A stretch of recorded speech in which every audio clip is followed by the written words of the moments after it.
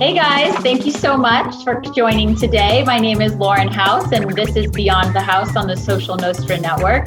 Today, I have one of my best girlfriends to join. Her name is Mary Beth York. She is the creator and founder of MB York skincare and makeup line. She's a celebrity makeup artist. And the reason why I brought her on today is because we want to discuss our favorite topic, our narcissists. Yes. So, Mary Beth, thank you so much for being here. Welcome. Tell us a little bit about yourself. Thanks for having me. This is the first time I heard the, what did you say? Beyond the House? Beyond the House. That's the name of my show, so that we can discuss real estate and everything beyond.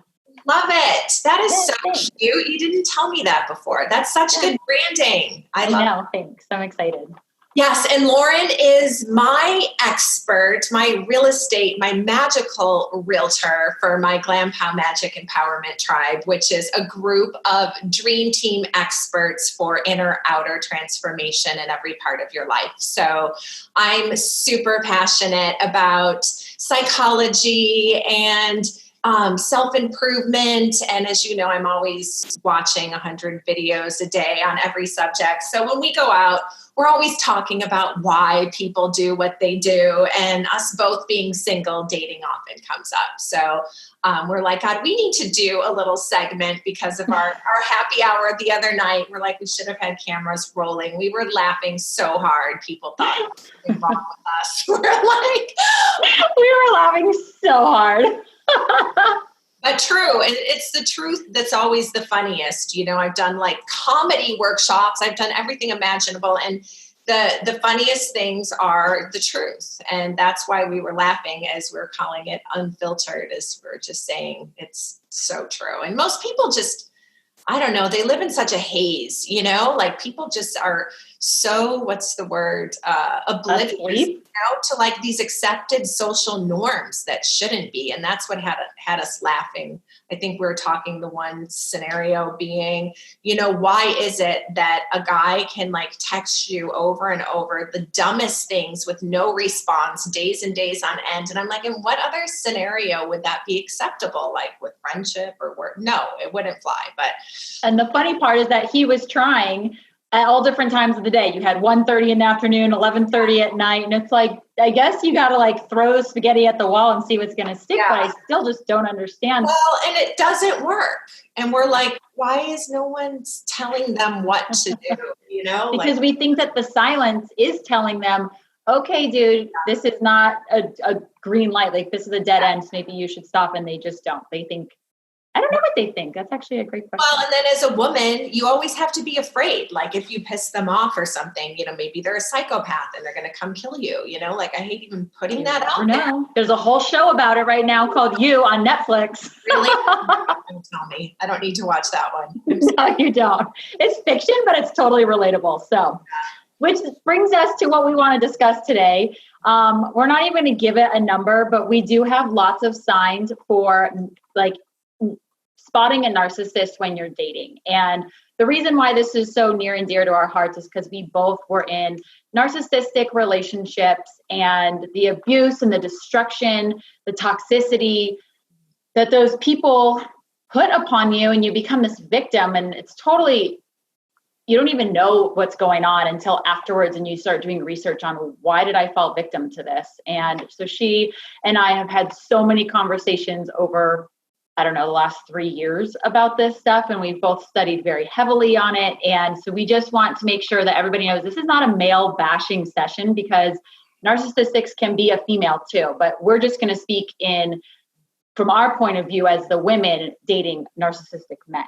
And it is a global thing right now too, like with the awakening of the planet. And I know spiritual people are all talking about this with even the government systems. There is a huge narcissistic element that's crumbling. And so it's a super hot topic right now. People are talking about it more than ever. If you mention the word, it's like, I hear this all day long as a makeup artist and working with clients. And, you know, it was a big part of the inspiration for starting my tribe was hearing everyone has the same issues and the same problems. And, you know, of course, our experience is going to be with a man because, you know, we're heterosexual, but, you know, there's men dating narcissistic women too. And it's a narcissistic society. We encourage narcissism in men, you know, we reward it with athletes, and, you know, we're conditioned as children, as women, as girls to accept it, you know, and to make excuses for it. And we're not as important. And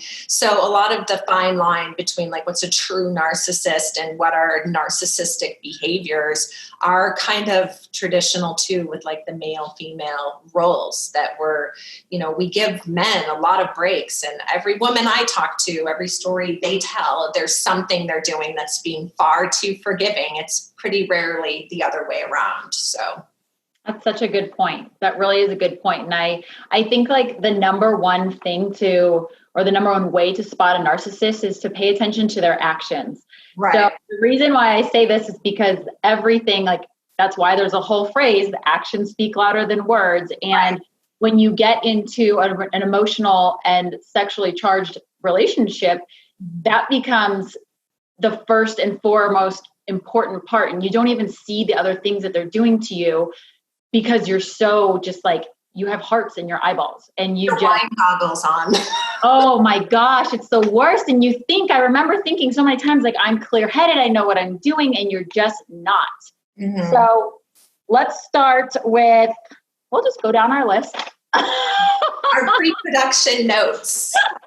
Absolutely. Well, we don't want to forget any of them because they're all so important, I know. right? I'm trying to stay present and really listen to you, and I'm having things already pop up, and I'm like, you're here, I'm just rolling with you. Yeah, throw stuff out because I have these written down. I can check them off as we go, so feel free. Perfect. If it comes back to me, I had a thought, but it'll come back to me. Go ahead. Okay. So number one, we have, they only talk about themselves and don't ask questions about you when you're going on the date. Yes.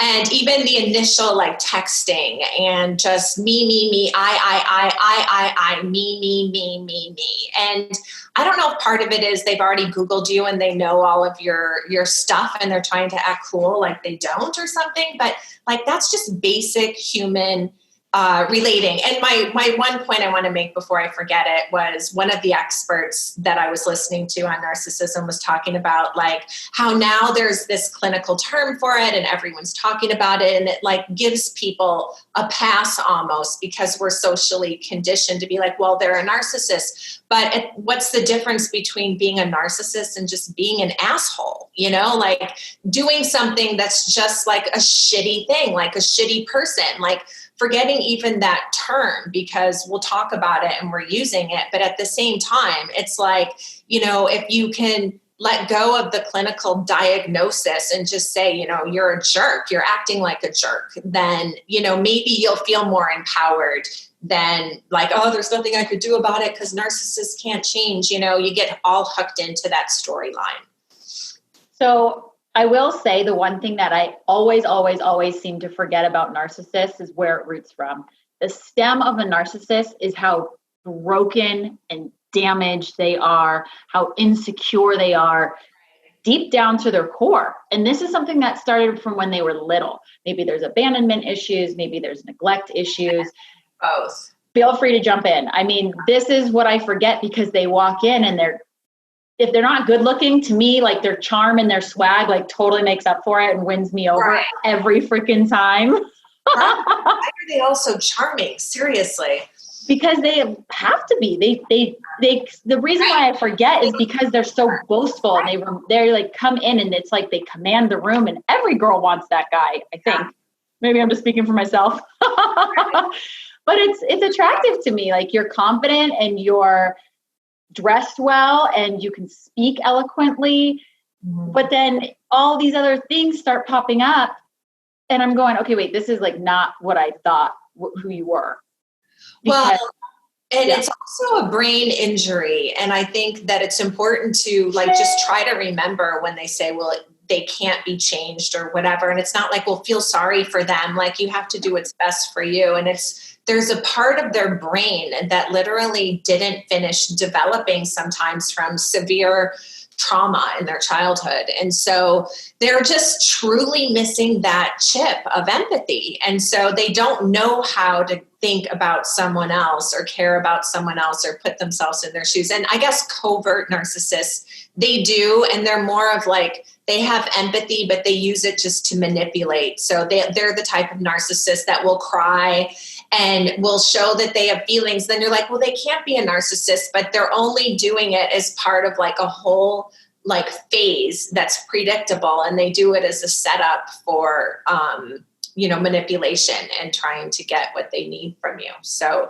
it's super sad. And it's crushing when you realize that that's actually happening in your life, because there is nothing you can do with it. And it makes you look at your own abandonment issues, because you go back towards yourself and you're like, holy shit, this person doesn't love me, or they never loved me, or wherever you go with it. And then you're like, how do you deal with that reality? And the only way to deal with that reality is to go within and give yourself that love. And that's why, like I always say, you're like a computer system and you give off this signal and you have the complementary wound. So if you're picking a narcissist, and like now we've learned this lesson. So when we see the signs, which is why we're doing this today, we're going to be like, these are the signs. Don't discard this because it's going to. It means something. It truly does mean something. But back to, go ahead. To just finish that thought, you put out a signal, and to you, the chemistry that you feel towards this narcissist really is your wound. It's like that stew of all the qualities that are mixed in that person that triggers something from your childhood that no one else can do. A lot of times the twin flame thing, it's like they're the only ones that could trigger you in this way. And it's for your own awakening, and it is a positive thing if you do go through it. You learn that when you come out on the other side, you can heal that wound. If you take time to be on your own and be single and 100% just work on yourself and giving yourself everything you need and not looking for someone to complete you and make you feel safe. You are safe. You are your own safety net. Absolutely. And that's gonna be a whole different video, because that's a whole different path that you have to go down. Yes, it's a yoga practice too. Like you have to have, like things in your arsenal that you go to, because life, you're still gonna come up against things that are re-triggering, and you have to just learn, it sucks, but I know how to walk and talk myself off the ledge and get back to a good place. And when I used to work with Sheldon, Sheldon was my spiritual teacher for a long time. I would have one of these days where you just go off the rails, and we've all had it. I've had people call me, I'm a good person to call if you ever are going off the rails.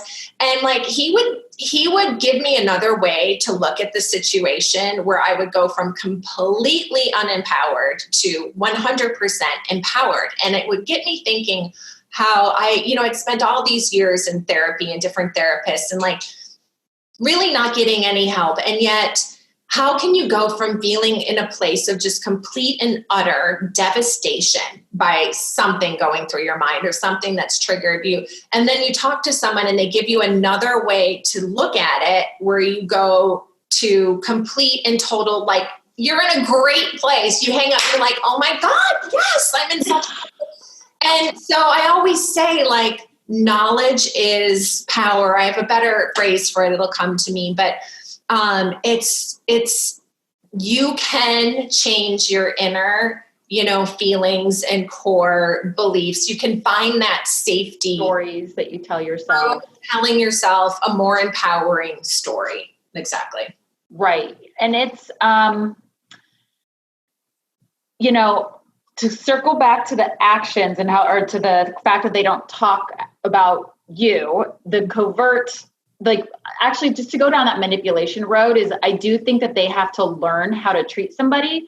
So when you said that they don't really ask questions about you, I think the covert narcissist who does ask questions about you and does do the manipulation, the love bombers, the one that's like, oh my God, you're the most beautiful woman I've ever met. And they fall for you like in 1 second. You're like, dude, we've exchanged 7 text messages. I've never even met you. Like, what are you thinking? Yeah. And as a normal, sane, secure person, you're kind of like brushing it off like, okay, you're suffocating me. But to somebody who's broken and is desperate and is looking for that, that hole to be filled by somebody, the narcissist is perfect. And I will tell you, when I was 26 to 32, 33, like watching all my girlfriends get married, it was like, oh my gosh, like, why doesn't anybody want to marry me? What's wrong with me? So I like almost allowed more to happen or more.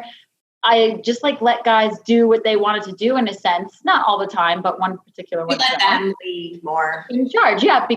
And I just like let them rule it. Cause it was like, okay, well, my clock's ticking. Like I have to, now it's like, absolutely not, because as shitty as that situation was for almost 2.5 years, like it was such a blessing to be at rock bottom and keep falling down to a rock bottom I didn't even know existed until I was smart enough to get myself out of the situation and then keep moving on. So and my true feeling is that we're here to learn and grow. We're not here to be happily coupled, and every relationship is something that you learn from. And so like the way our traditional society does things and all the pressure that they have on women, to get married and to have kids and to do everything in a certain way. And like, we know what the statistics are and how often it fails. And then the devastation that goes with that, all the aftermath with the kids. And like, it's all just a big flawed premise. And so this is one of the things, I'm teaching my daughter is to first and foremost be her own source of happiness. And I think, over time, if people continue to evolve, and like there are evolved men and evolved women, then maybe you could consider like getting married. But people get married, I feel, for the wrong reasons. It's because, maybe it is their clock is ticking. Maybe they're on the rebound. Maybe they just feel insecure and they want the status, in our society. And what's a healthier way to be is to be secure with yourself. And the only hard parts about it, because I'm single, as you know, are is society. When you just engage with it less and less in scenarios that are going to be upsetting for whatever reason. When people want to know too much about, why, and it could be triggering for other people because, how many people say, look at on social media, how all their friends, everyone looks like they're having these great relationships. And then you hear what's really going on. And it's like, how many people really do have healthy relationships? And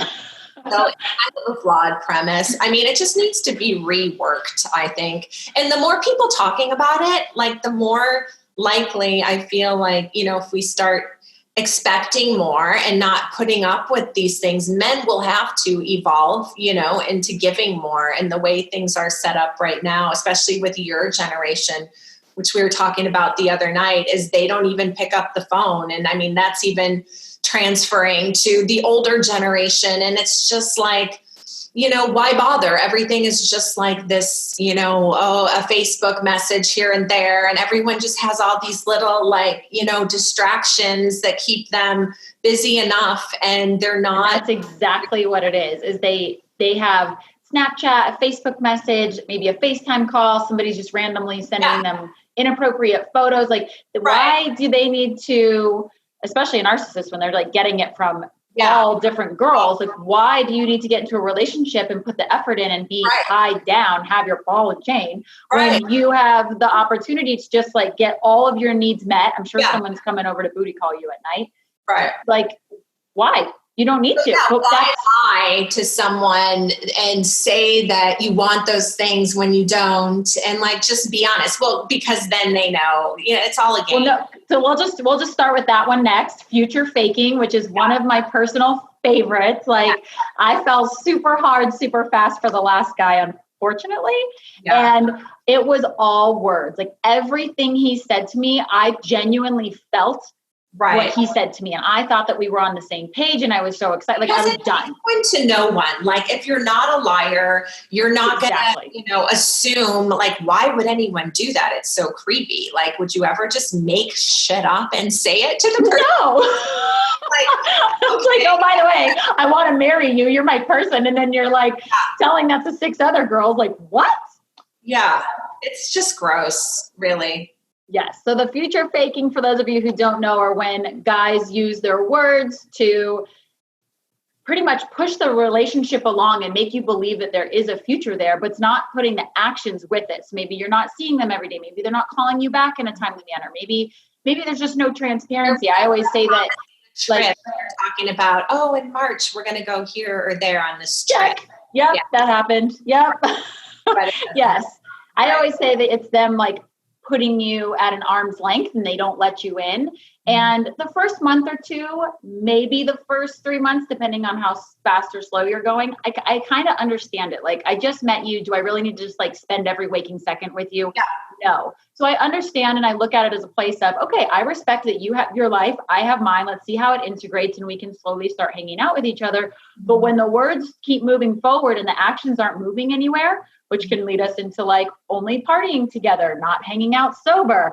Like, these are all examples of what narcissists do. It chips away at your self-esteem because you start it's like first it's one pang, then another, and then you start to doubt yourself, and it's just unhealthy. And as soon as it happens, like, the healthy person would just opt out and be like, no, this is starting to hurt. Like, this is putting my feet in fire. I'm going to back away. But it changes things in your brain. It's that inconsistent reinforcement. And it literally, they've done studies on rats, and I don't know the perfect way to say it, but it changes your brain composition, and it makes you addicted to the person, waiting for their call, waiting for their text. And it's like you put all your eggs in that basket. And that's why they can teach you how to be a player so easily. It's because you take these techniques and you just turn it around. And it's like, it's so much of it is common sense. Like when somebody is taking too long to text you, as soon as you ignore them, they come running back,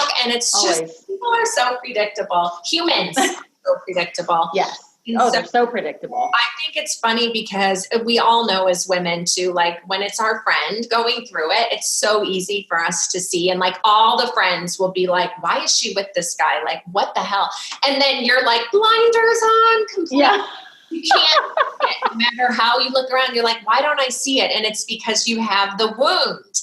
And until you heal the wound, you're not going to see it. And so it's showing you a wound. The universe brings you the person to show you the wound so you can heal it. And the only way to heal it is to leave that person and go be alone and get in your little freaking yoga class in your meditation room and stop drinking to numb everything and watch videos on YouTube.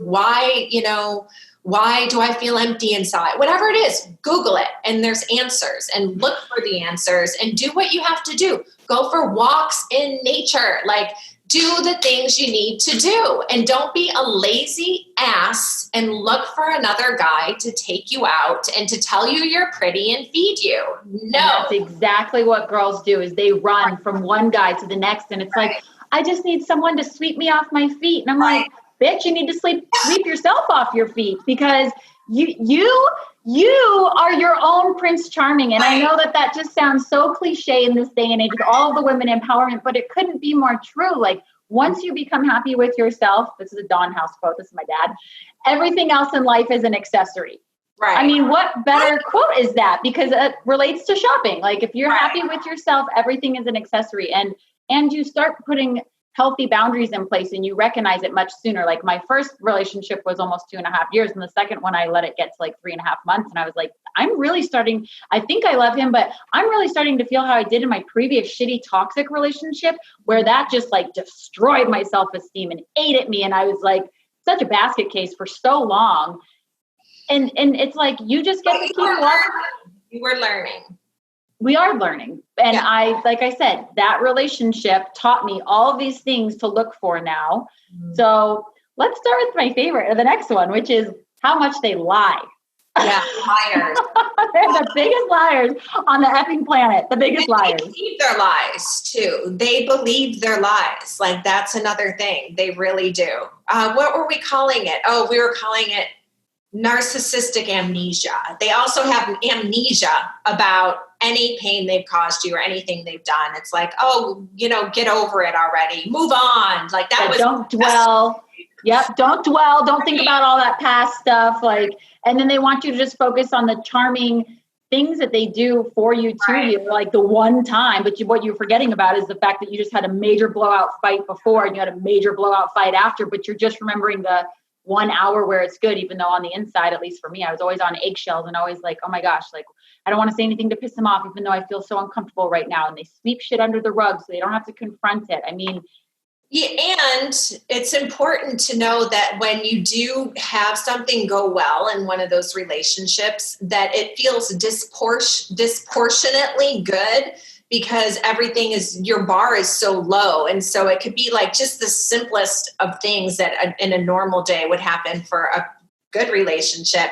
And you elevate it to be like this amazing thing that they did. And you just bond with that memory, which brings you back to even the trauma bonds, because that's back to the brain thing. You get addicted and trauma bonded to that person that is treating you like shit. So, yeah. Yeah. It's the lying is a big one. And, like you said earlier, I think you said it well. If you're not a liar, you don't think or assume that somebody's going to be feeding you lies. But once you start catching them in one, yeah.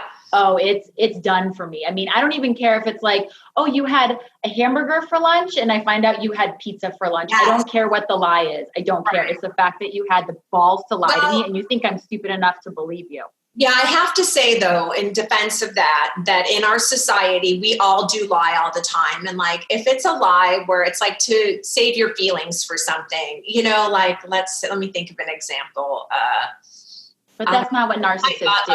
In the stress, I'm saying, I'm using that as just an example. Like, I think you have to realize that it is our nature. We're not all like totally honest, but there's a big difference. And the difference is, inside, like when somebody is being dishonest, you feel it because we have all these extra sensory, energies that are around us, we know as women. So it goes back to just trusting your instinct. And it's true. Once you have to start investigating, it's way long gone. Like it's right.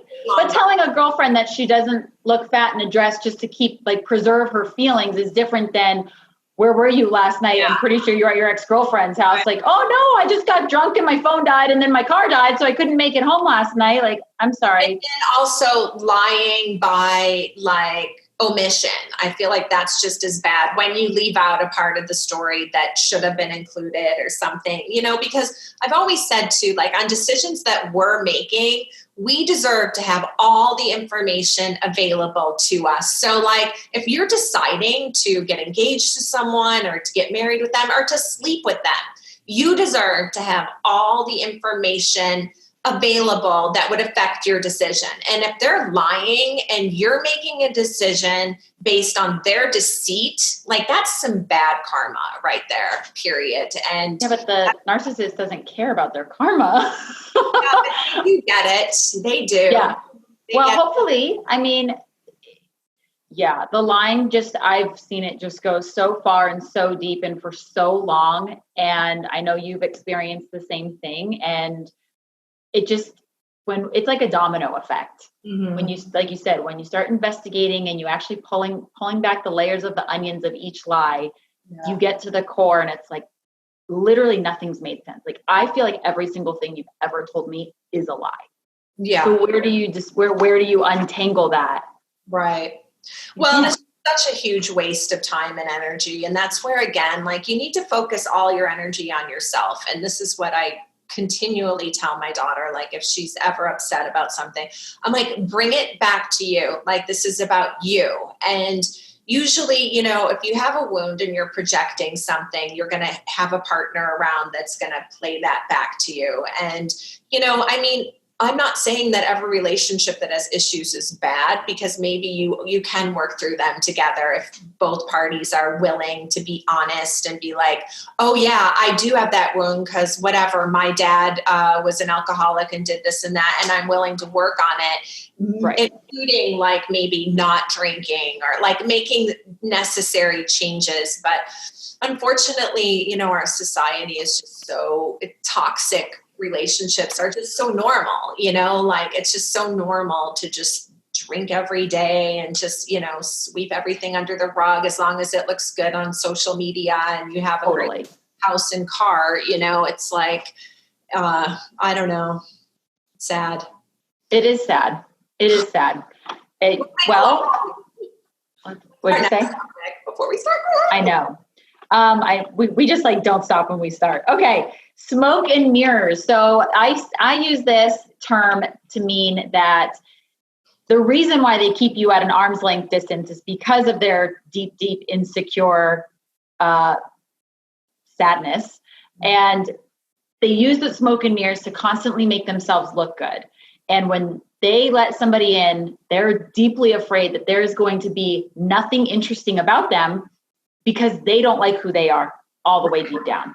Right. So the reason why they can't let you fully in and they always have to disappear and keep that roller coaster of addiction going is because that is what they bring to the table. They bring a lot of shit to the table. They bring the toxicity. They don't have it in them. They're not capable of truly loving somebody else because they don't truly love themselves. So you move the smoke and mirrors and what are you left with? Well, and then they're wearing a mask and they're pretending to do the opposite. And so it could be quite the mind F, you're like, when things don't add up, I say this all the time, when it's because you don't have the full story. Like whenever you're like, well, that doesn't make sense. Like, well, why wouldn't they want to X, Y, and Z? I had this conversation with someone in the last 24 hours, and it's because you don't have the whole story, because there's a whole good reason, but a lot of it is being withheld from you. And when it doesn't make sense, when you go, it just doesn't make sense, it's because they're not telling you all of it. They're not stupid. I will say they're not stupid. No, because they've been manipulating since childhood. They've had lots of practice with it, a lifetime. Yeah. And as somebody who does not manipulate people, it's hard for me to, it used to be hard for me to spot it. And now it's almost like the other way. I kind of don't trust anybody because I've seen behind the curtain and I know what people are capable of. And I'm not saying everybody's capable of it, but after you've been through like that dark road in hell, what at least one person in this world is capable of and what they're willing to do to you when they love you, even though there's zero love there. So yeah, it's well, and it goes back to your belief system too. And this is where I talk about like the 3D or the 5D realities. And if you're in a 3D reality, you have a lack belief system that thinks like you need somebody else to do something for you. And that's the only reason you would manipulate, if you don't believe you're your own source of power for every single thing that you need. So for example, like if you think that the only way you need money, you're desperate for money, or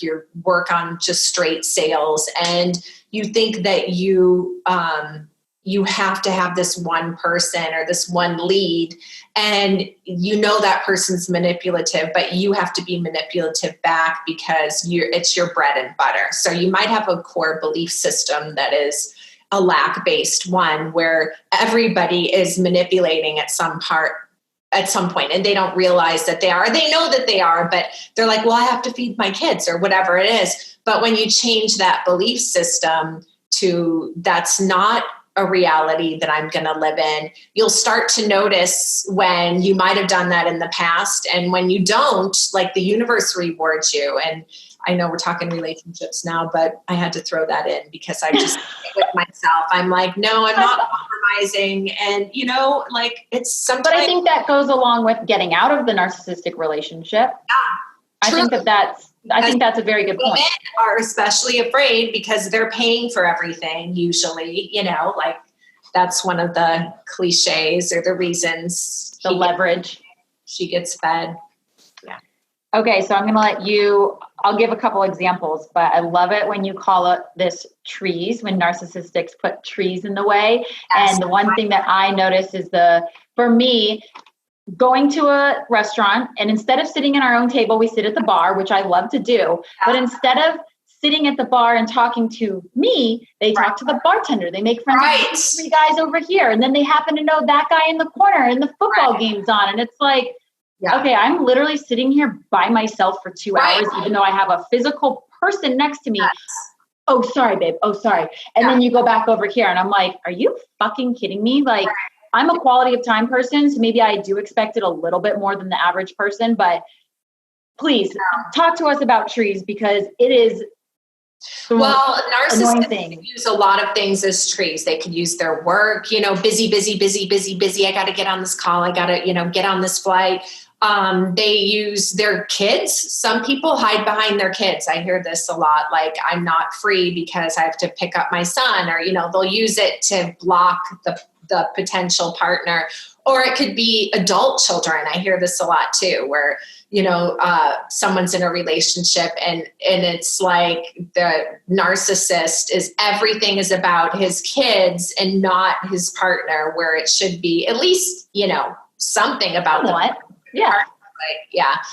But they're gaining something from it, and that's why they're there. So there's always some kind of a payoff. But the trees, talking to everyone other than you. And I don't know, like, again, I say it takes one to know one. Like, could it even be so manipulative as they want you to feel like shit, a part of me feel like that so this is my own theory, that it's a love language of words of affirmation. So when you walk in somewhere where you're a local celebrity, if you want to call it, where you just know everybody in there because you attend that place all the time, you're constantly getting those words of affirmations, and you have some sort of rapport with somebody around you, or because you have a rapport with this person.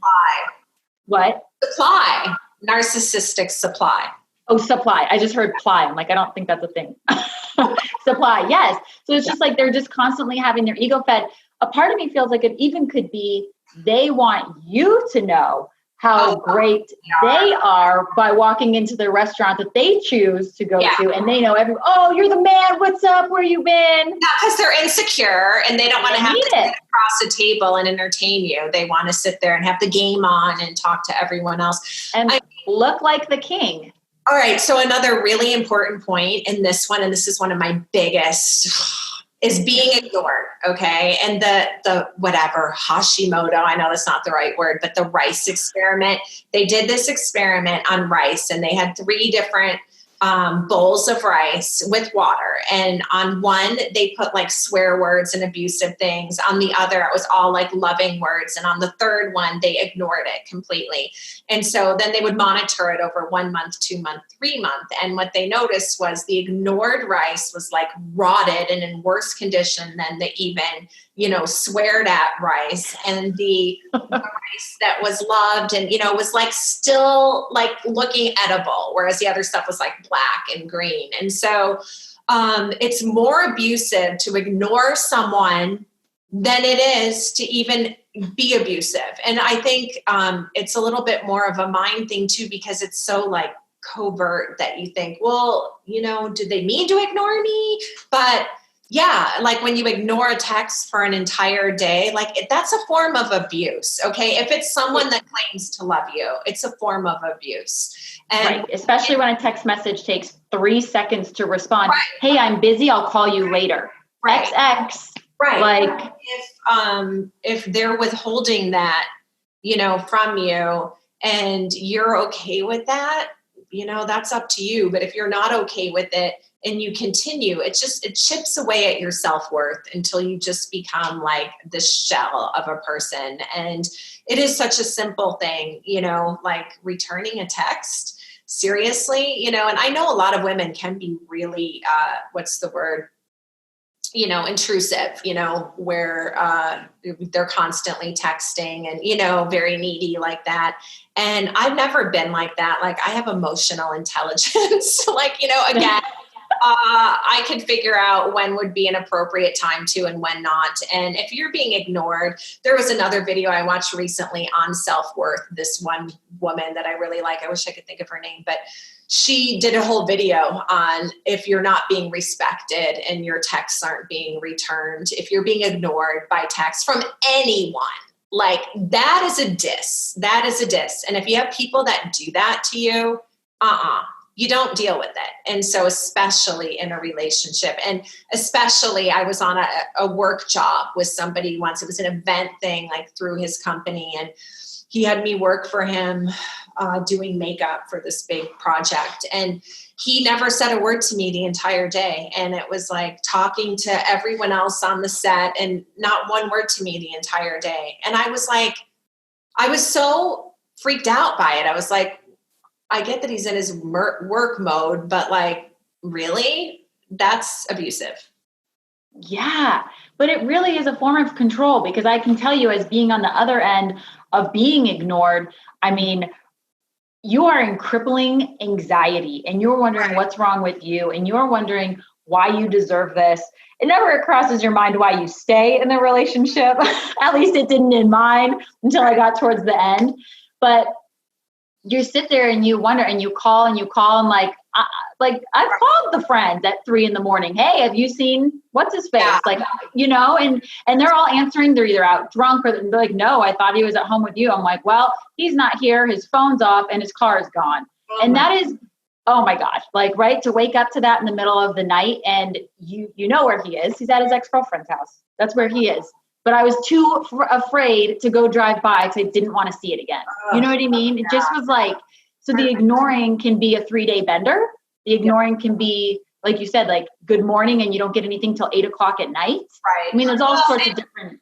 If there's any of that like inconsistency is because of alcohol or addictions, then that's just like, you have to get out. You have to get out. You have to get out. And you know what?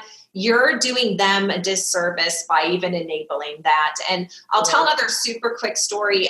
A young girl that I worked with a while ago, she was with this guy, and she's adorable, like the cutest blonde, like gorgeous girl. And she was with this guy that was just not respecting her and doing those kind of things, like not coming home. And I was like, I just said to her, listen, I said, he does not care about you. I said, no one else is going to tell you this. I said, I'm going to be really super clear. There is no part of him that cares about you, or he would not be doing that. And I said, if you go back to him, I'm going to kick your ass. Like, I made it this huge thing. And literally she broke up with him. And like a week later, she met this amazing guy that she's married to this day. And it was such a great story because it happened so fast. And I'm like, oh, thank God, it's like, and who knows, I don't know how great her relationship is now, but like, whatever, if somebody is that awful and putting you through, you're worrying, and it's just so detrimental to your own peace of mind. And that's the other thing I say, like, that I would far rather have peace of mind than have romance, and that women are willing to trade so much just for someone to take them to dinner and tell them they're pretty, like right back to it. They have to have that romance, and with it comes all that other drama. And they don't know that, there's nothing wrong with taking a period of time, whether it be 1 year, 2 years, 3 years, whatever, and just focusing on yourself and having peace of mind. It feels pretty damn good.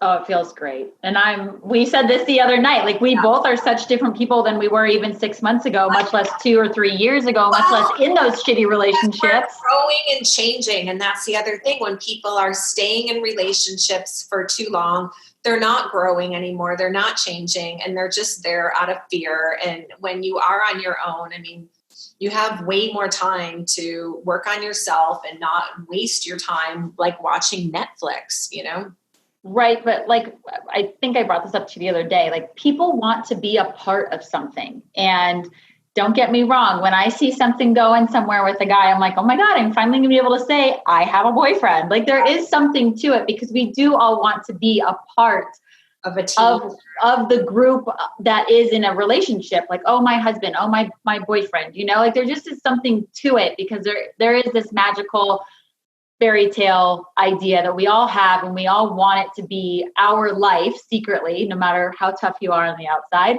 And I think that it's because the joy of having that social media life, like the external facade, versus how the quality of the relationship really is on the inside, or at home, or behind closed doors. I mean, that's one of the things on here, is hanging out sober and hanging out in daylight, as we say. Like, it's so important to do those things, because yes, getting to know someone with some drinks in the beginning for a month or two is super fun. And I do think that it just makes it a little bit easier. Everybody's a little bit more relaxed, and it's fun. I mean, it's not gonna lie, it just is fun. But you're also only seeing one side of them. You don't get to see them in work mode. You don't get to see them as a sober person. Maybe you don't get to see them as a dad or as a coach or whatever it is that they do. Right. And I think that those are so important to have the sober moments together, because you're not going to spend your whole relationship drunk, just like you don't spend your whole relationship having sex. You have to have the sober conversation in order to move the relationship along, and hopefully be smart enough to have two evolved people who want to grow together. Right. And I was going to say, and see if they let you into every room of their house, meaning they, you know, as time progresses, and not in some stupid rushed pace, you know, but in normal intervals that don't give you anxiety. You know, you're meeting their friends, you're meeting their family, you're stopping by their work, you're invited to go by their work. There's no like hidden aspects of their life where you're not allowed. And you know, if you are, like, it's a potential red flag. And at a certain point, I would ask why, you know, why am I not invited to your work ever? Or, you know, not that you would need to be some freak stopping by all the time, but it's like, if you don't just a part of want that person to go see your work, like, that's a little weird, you know?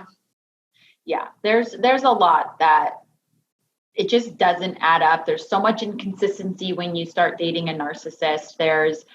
You've got the red flags left and right. And the truth is that if you've had any sort of normal relationship and you compare the two side by side, the transparency, the honesty, the loyalty, you know, you develop a relationship and you develop a life with somebody who's normal and secure. But if you are with somebody who's a love avoidant, which is a narcissist,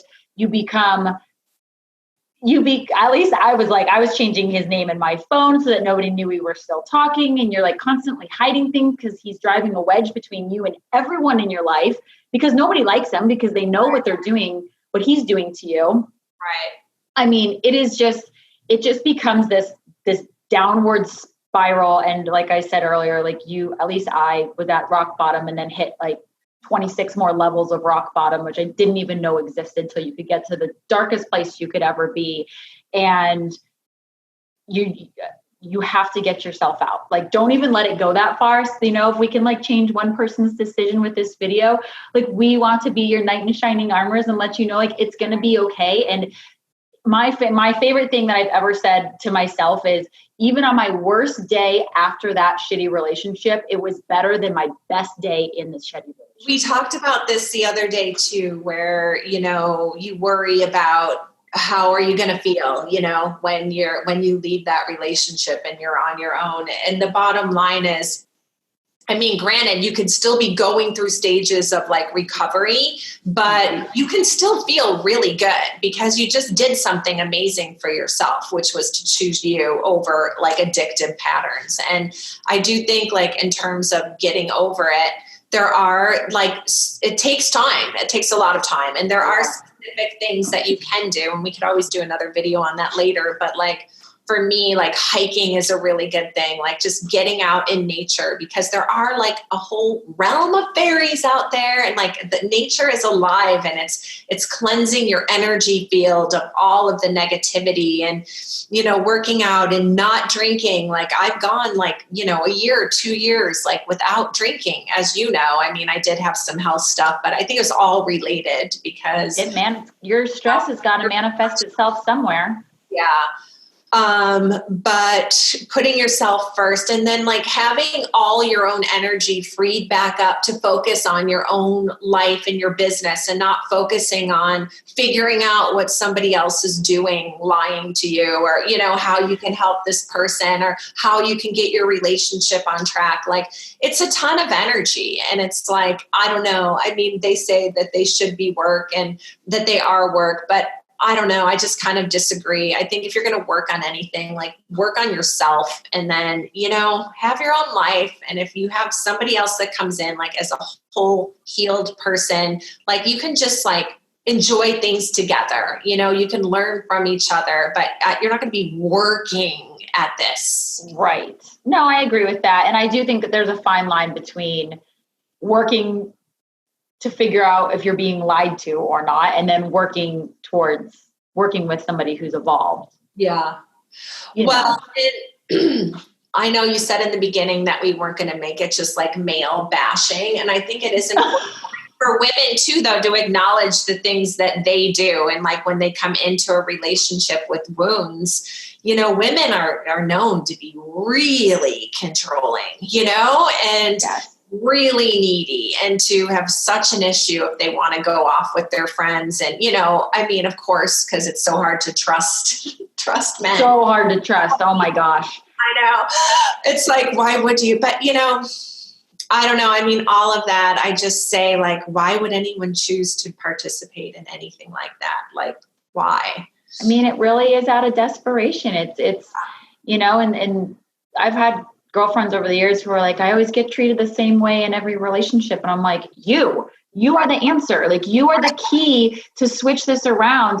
But you have to do what we have done and are currently still doing, which is to take a step away from dating. It's okay to be celibate. It's okay to be single. It's okay to like fall asleep on your couch on Saturday night because you just worked all day. And then it's okay to go out on a Tuesday night and get kicked out because you're too hammered. Like, those are the things that I did. I read my books. I hung out with my girlfriends. I went on solo trips. Like, I did things that kind of scared me a little. And it's like, here I am 2.5 years later, and I'm finally feeling like myself, and then some. Like, that's a 2.5 years relationship, and then 2.5 years to get back than you would have ever been in had you not gone through it. And so, like, that's the thing, is it's all divinely orchestrated by your higher self. There's soulmates that come in. They're, whether it's a twin flame or a soulmate, they're people you've had multiple, you know, lifetimes with. And that's why you feel so much, is because you remember them. You're like, I know you. And then you feel like, because you have such a bond, that you need to make it work no matter what. And it's like,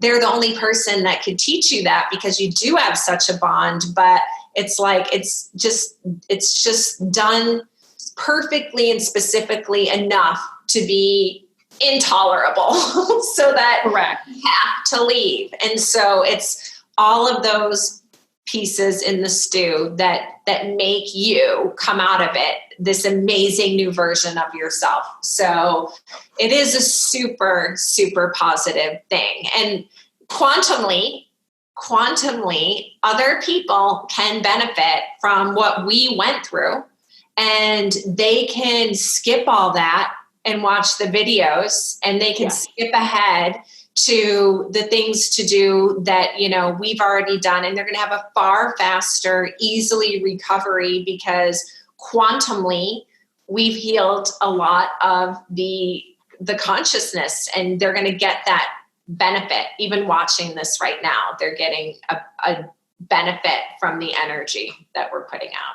I really hope so. Because seriously, I'm not kidding. If I can just change one person's mind, like I'm sure you feel the same way. If you can save somebody even one day from moving forward in your shitty, toxic, disgusting relationship that just destroys who you are down to the core. I mean, like, I really hope that we have some sort of influence on anybody, because this is so important. And if we can just save anybody from not going down this destructive road, because you're trying to make it work, because you think it should work, like you said, because you think that, which they probably are a soulmate from the past. Right. But it doesn't mean that it has to work. And I will say, after the feeling that I had for the last guy I dated, like, I am terrified that I'll never find that again. But I also felt like that everything, what I was hoping was really a 22 at the end of the day, like, I felt like was just a 2 on a scale of 1 to 10. Like, oh my God, like I'm not doing this again. Right. You know, and the more time that passes, the more you forget about that. So it's you do until it triggers you and you're Yeah. sitting there going, okay, like this feels a little too familiar. I don't appreciate this. And I tried to go the mature route. I had at least 1 or 2 talks with him and said, listen, these things don't work for me. And it just like in my mind, going through it again, I was like, oh, I'm just pushing him further away instead of thinking like, okay, well, I just strengthened my boundary. I'm pushing him away. Oh my gosh, I shouldn't do that. I shouldn't have said that. Don't get me wrong.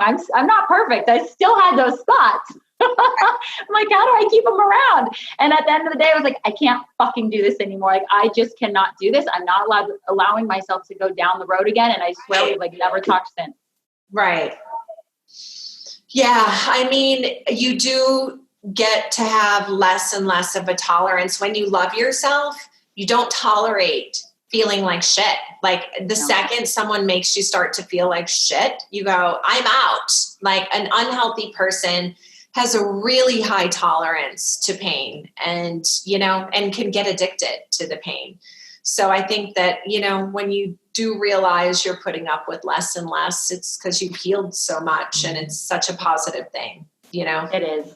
There's so many great things that can come out of this experience, but you have to be open to it instead of, like we said, jumping right back into the next relationship, hoping that will heal it. That's just piling more on. And then someday, hopefully we hope you get there, you're going to have that much more to untangle and go through and grieve.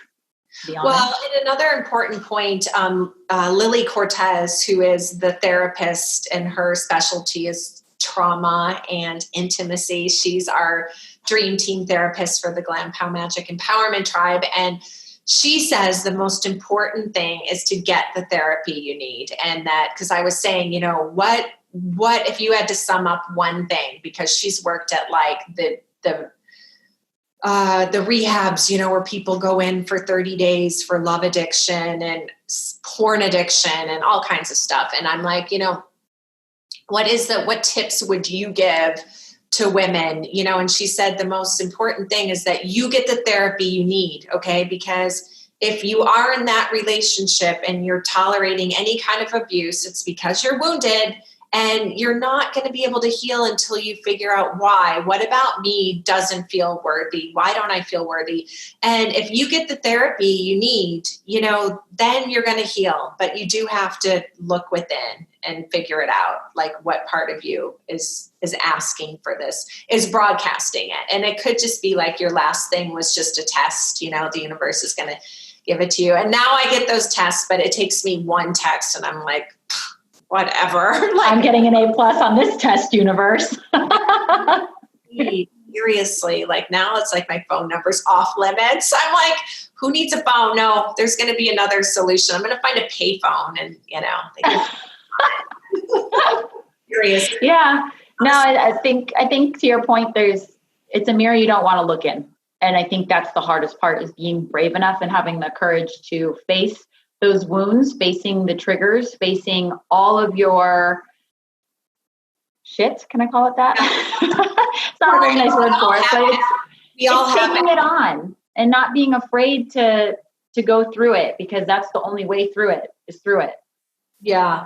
Well, and when there's kids involved and, you know, you get into marriages and ex-wives and, you know, the new mom and stepmoms and like all of these other things come into the stew that are so horrifically toxic. And, you know, there needs to be more resources, you know, for women, for men to know how to be a great dad, for men to know how to merge whoever they're dating in with their kids and whatever is the most healthy way for their kids, for, you know, people to learn coping skills if they have a problem with the ex-wife, or if you have a problem with the woman that your child is with, you know, being able to handle it in a mature way. And if it can't be and things go toxic, like there should be resources, I feel, out there, you know, or maybe it's forums like this where people can write in and say, hey, this is what's going on. What do you think I should do? You know, because it seems like there's so few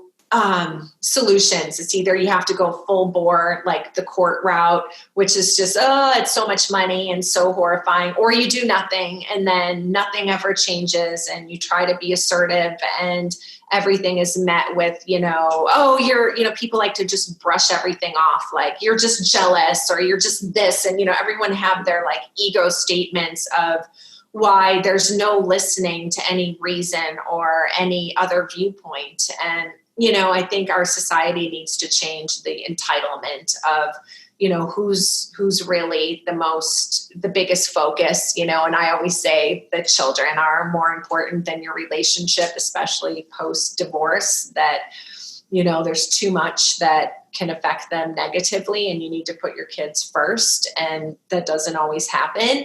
So, there's a lot of things that need to change. And I think the more you can improve yourself and get through your own therapy, the more likely you'll be to spot toxic patterns maybe in the man that you're dating and how he's relating to his kids, how he's relating to his ex-wife. You might be like, hey, you might be really turned off by certain stuff, but you're going to be blinded if your only focus is going to be getting your rent paid and that you have a transactional thing going on, and it's not even really that it's funny. It's just super accepted, in our society that, there's wife number one, then along comes wife number two, and then maybe wife number three. And, everyone just has this cliche feeling like, screw all the ex-wives and I'm the number one now. And, all that matters is me and my newest ostrich Gucci bag, and screw the kids and they're just bitches. And, it's like, maybe, I don't know, maybe this is just Scottsdale. It's probably Scottsdale and any other ritzy town like we've got. I don't know. So I just want to do a quick recap of what we've got. So they only talk about themselves and they don't ask questions about you. Yes. They're liars. They're liars. Like I said, smoke and mirrors, pay attention, because that means that they are putting up a front, and because they don't want you to see who they truly are. Mm-hmm. You've got your trees, which are anything they can put in the way. So it could be alcohol, drugs, it can be work, it can be, as simple as sitting at a bar at a restaurant and all they want to do is talk to everyone around you but you. Sober and being in daylight and just having those really special moments together as a sober person, which they are not always so comfortable with. So if you don't hang out with someone sober a lot, that's also a good sign. The disappearing, the controlling, the ignoring, all of that are signs that you are not important to them because they're too focused on themselves. Yes. They're a love avoidant, they're codependent, and future faking. Well, and to wrap it up on a final note, my new book, when it is finally finished, my Glam Pow Magic Manifestation Manual, has a whole chapter on signs in the universe. And one of my signs, BW, the universe always warns me about anyone that's toxic or narcissistic. And so I have signs in that book that are the universe specifically telling you. And it does. If you ask the universe for a sign and you have some consistent ones that you make up, it will let you know every time, which saves you from having to go on those dates to the bar where they're going to ignore you and have the trees thrown up. So yeah. Yes. Well, this has been very productive. I hope that somebody picked up one thing out of all of this. I know we threw a lot of information at you. Love yourself. Love yourself. Always choose you. There's so much that goes into it. Both of us are happy to have a conversation with you, respond to an Instagram message. We can get on email just to have a conversation if you want to. We've both been through a lot in our relationships. And so thank you, MB York, for joining me today to talk about our favorite topic. Yes. And again, this is Lauren House on Beyond the House on the Social Nostra Network. Thank you. Bye.